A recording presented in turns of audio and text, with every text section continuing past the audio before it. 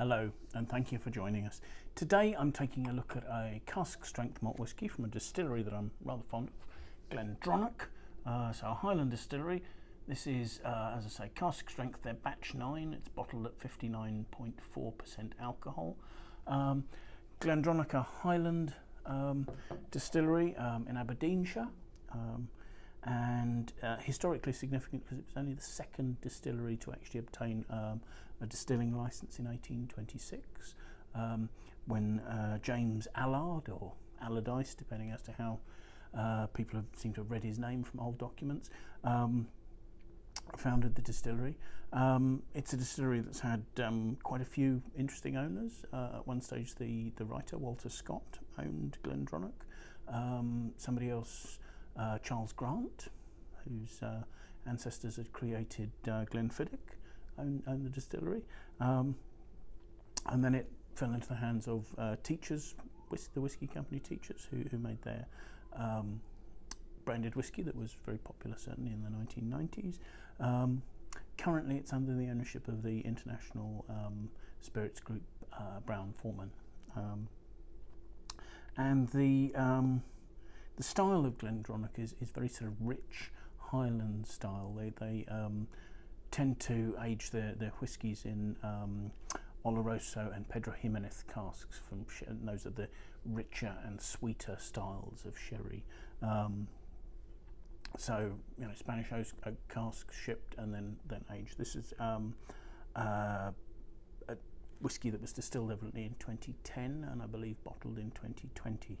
So just 10 years in cask, and that's given it quite a deep colour, to be honest. The whiskey in my glass I've watered a little, actually probably a fair amount, probably a third water to 2/3 whiskey, because that way, don't be afraid of adding too much water to a whiskey, because it really does open up the flavours and the aromas from a cask strength whiskey. I think if you drink this at it's almost 60%, you lose a lot of the more delicate flavours that are there. Don't be worried about doing that. So looking at it colour-wise, in the glass, it's got this sort of tawny colour that becomes gold, and as I've watered it there, but still has a sort of a slightly burnished metal copper note to it there. The aromas are, there's a slight dusty caramel sort of note there, burnt sugar sort of notes there, and also there's a richness, sultana, raisin, that sort of rich ripeness, which I suppose is reflecting probably the Pedro Jimenez and the Oloroso casks that are coming through there.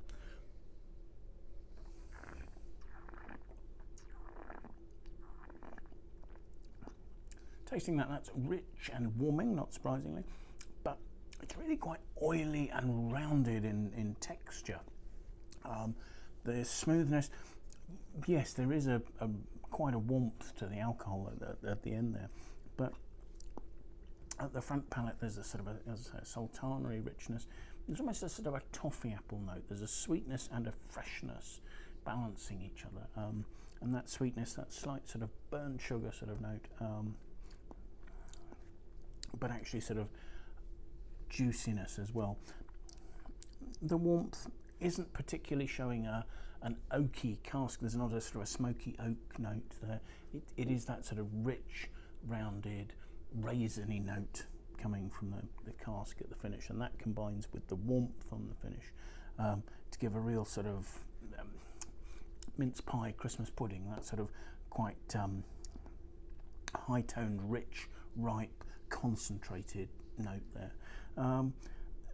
It's a whiskey that may not be particularly delicate, but has a warmth and an attractive depth to it that is certainly all embracing and very, very attractive. So yes, Glendronach, a really sort of classic sherried Highland whiskey. Thank you for joining us. Hope you found that interesting. Do watch us again. Bye now.